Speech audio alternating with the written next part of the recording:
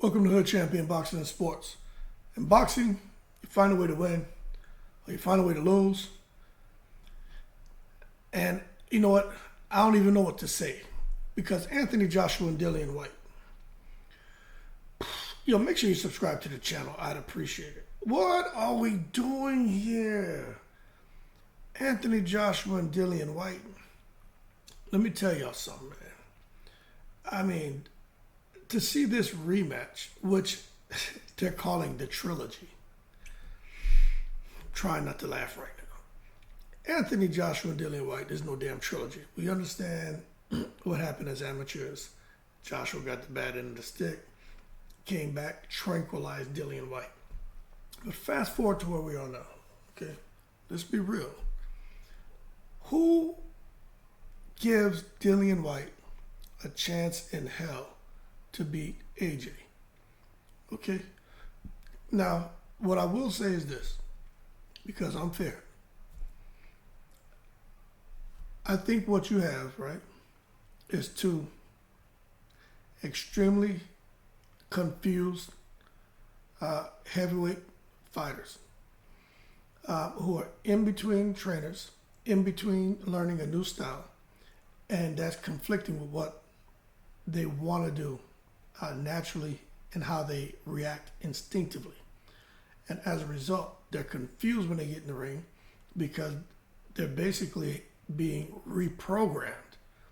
Now, I'm going to tell you this. With Dillian Whyte, I never really thought highly of Dillian Whyte as a fighter until he knocked out Lucas Brown. Then I saw him fight Parker, and I said, okay, something in that left hand. Then I started paying attention, I'm going to be honest with you, because before I was like, Dillian, he could tell he's still learning on the job. His footwork is poor, his way he throws his punches, it looks sloppy. But I recognized something in that left hand. Not really the right, something about that left hook. That being said, he was a lion when he entered the ring. He came to fight. He was a carnivore. He was the guy, that lion in the jungle, that if he's hungry and he sees an antelope giving birth, and just as that offspring is descending out of the female antelope, he was that lion that would go up and gobble up that damn that baby antelope. Wouldn't have a chance to enjoy the jungle for 10 seconds because he would eat that animal, eat the baby, then go eat the goddamn mother. He's not like that no more. He's that lion who's out in the jungle looking for a head of lettuce to eat.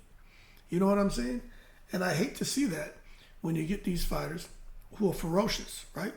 Their offense, their aggressiveness is what has garnered them a lot of success.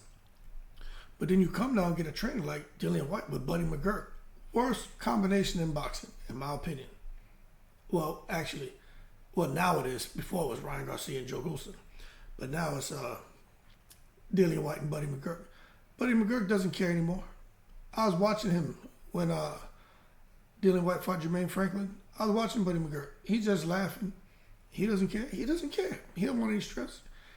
Even watching how he was training him and the thing he was telling him is Buddy McGirt's just collecting the check, man. And I'm going to tell you, with Dillian Whyte, him coming in against AJ, Dillian Whyte's no boxer. You got him in there trying to box. Float like a butterfly, sting like a bee, slipping punches, catching counter. What the hell is going on? Deontay Wilder has a better chance of doing that than Dillian Whyte. I'm going to be honest with you. It's because Deontay Wilder is another one in between trainers. But it's about AJ.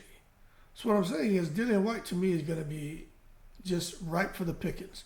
And AJ, the way he's fighting, long, using his reach, boxing, IQ, with Dillian Whyte and his poor footwork and clumsy and not knowing whether he should just be aggressive and rush AJ, because if he does that, Buddy McGirt's going to shout at him and tell him he's not listening because that's what he wants to do naturally. Then he comes in there trying to box.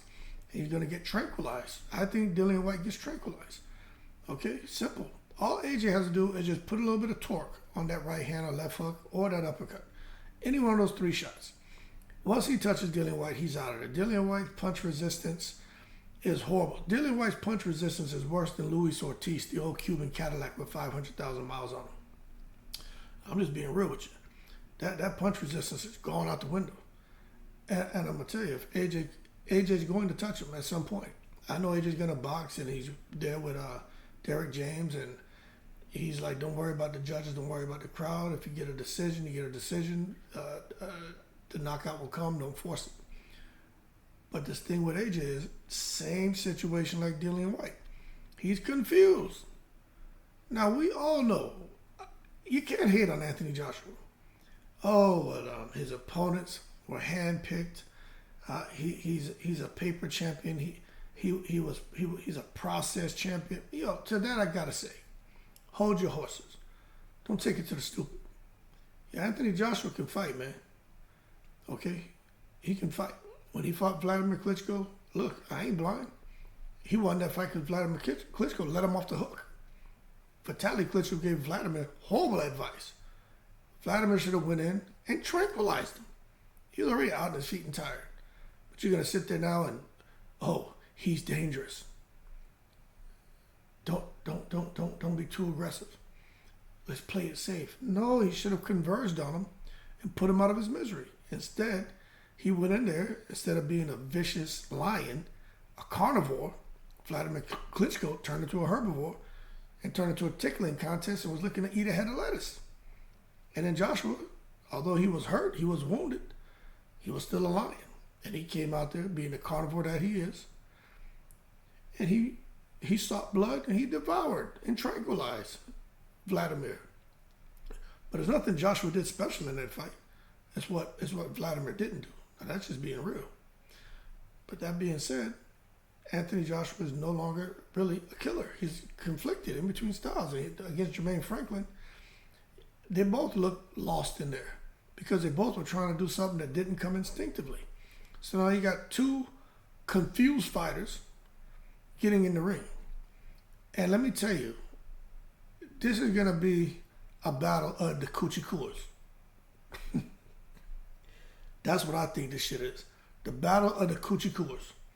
They're going to be in there trying to tickle each other. People don't expect Anthony Joshua and Dillian Whyte to come in there guns blazing. Lion versus lion. Antelope giving birth. Snatch that offspring out while it's coming out the mother. Snatch it out and eat it right there before it even hits the ground. Nah, that's not what you're getting, man. Heartless. Nah, you're not getting that. You're going to get two guys in there coochie-cooing. And y'all going to get frustrated because, I mean, they both know that if one of them lands a hard shot, they can tranquilize the other. I mean, hey, let's understand. Anthony Joshua damn near decapitated Dillian Whyte when they fought. But Dillian Whyte caught him with that kind of Danny Garcia no-look hook and had Anthony Joshua in there dancing salsa. So let's just understand, they're both going to come in there. They're both going to be cautious. They're both going to respect each other's power. And they're both going to be confused because they know they want to let their hands go, but they're going to be in there trying to do what the corner tell them, what they did in training camp, which is something totally contrary to what they're used to doing. Now, if there's anyone here that you got that I'm leaning towards, seeing that they're both going to be trying to implement the game plan, they're both going to be cautious, and they're both coochie-cooing, I got to go with the guy who just naturally has the better attributes, and that's Anthony Joshua. He's bigger, he's stronger, right? He has more reach, and he overall has better boxing IQ. But as far as anything else, I mean, I just think they're both confused. I'll be honest with you. But nonetheless, Anthony Joshua should win the fight, flying colors, and then he'll go on and he'll fight Deontay Wilder, and Deontay Wilder will kill him. Okay, simple. And look, I'm not biased to Deontay Wilder over Anthony Joshua. I like both of the guys, but I'm just giving my opinion. We're having a conversation. You disagree, leave it in the comments. But this thing with these rants and all this craziness, it needs to stop. Anthony Joshua came out and was denying that there were any negotiations going on with Dillian Whyte. Then Dillian Whyte comes back, man, and he basically called him out of his name and just being disrespectful, saying, how about you stop being a little B word and let's make the fight, you effing weird guy. And we all know how he is, man. Always has, something crazy to say on Twitter. And we know the rivalry goes all the way back to 2009 with the amateur class, like I already mentioned. But let's just understand this. That brutal 7th round TKO that Dillian Whyte suffered in 2015, let me tell you something. Expect to see something similar to that. Because at some point in time, Anthony Joshua's I think he's going to realize, let me get him out of here. And he is. But he needs to work with him. He needs to work he needs to get that work with Dillian Whyte. Because Anthony Joshua has to be able to go in there to be able to display what he's worked on with Derrick James. And for Derrick James to see, is he learning? Is he able to execute the game plan? And let's see, under this new kind of style, what are his most lethal weapons? Because I'm gonna tell you right now, for Anthony Joshua, it wasn't his big right hand. It was when he got in close, 6'6", 6'7", and would bend those knees and get low and explode. Uppercut, boom, hook. He hit you with that. No one can stand up to that shit. But he's afraid to throw it. And, you know, I blame Andy Ruiz for that. Okay? I blame Andy Ruiz for that. He made him think twice. He made him a little bit of self-doubt. Then it didn't help that he fought Pulev, whatever. Gets in there with Usyk. Horrible style to go fight a guy like Usyk. Usyk will bend and get low underneath your punches, step into you, put his forehead into your chest, not do anything, just let you know like, hey, I'm here in your pocket. And then push off and step back out on the angle to where you can't hit him and repeatedly do that. You know what kind of mental stress, what kind of mental duress that puts on a person? This man just let me know I could have hit you if I wanted to. So I just think that whole thing messed up Anthony Joshua. But that being said, going forward, hey, one of the dream fights. AJ and Wilder, we didn't get it years ago. We're going to get it now. The fight's supposed to be taking place in Saudi Arabia. I'm going to be honest with you. When you look at it, Spence and Crawford, we already had Wilder Fury. But what would you rather see? Fury AJ or AJ Wilder? AJ Wilder is still the fight that's one of the biggest in the sport, and I think there's a huge demand for it. But we're going to see. We know that the conversations have been going really good with the Saudis. Matter of fact, I think that the contract's already firmed up with Wilder and AJ. We know that the only limiting factor as far as negotiations with the Saudis and Fury, Usyk, Wilder, and AJ is with Fury. Shit, the Saudis already signed Usyk. AJ and Wilder are on board. They had no issues. Fury's the one because he's become greedy belly. And that could be what holds up this whole thing. But I'm gonna tell you right now, man, we're going to see what happens with those contracts. I'm sure it's already been signed, sealed, delivered. Eddie Hearn's gonna say what he says because he doesn't want anyone to know that it's already a done deal. But you can tell the way that Deontay Wilder's moving, that shit's a done deal. He's happy, and he's probably be looking for a stay busy fight as well. You look at that heavyweight landscape. There aren't many options. And with the whole WBC coming out here now, talking about they're looking to make it mandatory for Tyson Fury. Let me tell you something. They're not going to mess up Wilder and AJ. Remember, Suleiman is part of the goddamn secret society, people. Suleiman is deeply involved, heavily embedded. So if you look, you don't see the WBA president, was it Mendoza or whatever? You don't see the IBF and WBO presidents anywhere. Oh, you're always seeing all over the place. Man, be everywhere. Damn Mauricio the Nose Suleiman, president of the WBC, into everything, making excuses and exceptions for any and every fighter, whether they're highly ranked or they're a champion. Oh, Suleiman knows what's going on. You better believe it. Suleiman don't play around, but he's not gonna mess that up. He's all about his money. Him and them Saudi. If y'all pay attention, he was out there in Saudi. For those of you saying, man, you don't know what you're talking about, Hood. Okay. He was there for that damn BS cruiserweight clash between Badu Jack and whatever that guy's name was, right? Alunga or whatever. Y'all saw that? How Badu Jack went out there and picked up another title. So get out of here, man. It's complete madness. But nonetheless, I think Tyson Fury is going to end up having to fight Andy Ruiz. And then later this year, he's going to fight Usyk. But that's what it's looking like. And I can't see it going any different. Be honest with you right now, man. That's just the opportunity I think that's going to present itself. And whatever other plans that Tyson Fury had, he's going to have to scrap them. But I think at least that'll give Tyson Fury and Andy Ruiz the confidence to move forward, and to give all the fight fans the confidence that we actually will see Fury, Usyk, Wilder, AJ. All four could be on the same fight card, and that would be amazing. But that being said, AJ's back. He's training in Texas. Dillian Whyte is, out here, going crazy on Twitter. But he's back and he's training. And I'm telling you right now, Dillian Whyte and Anthony Joshua, I'm going to say it again. Two guys who are very cautious.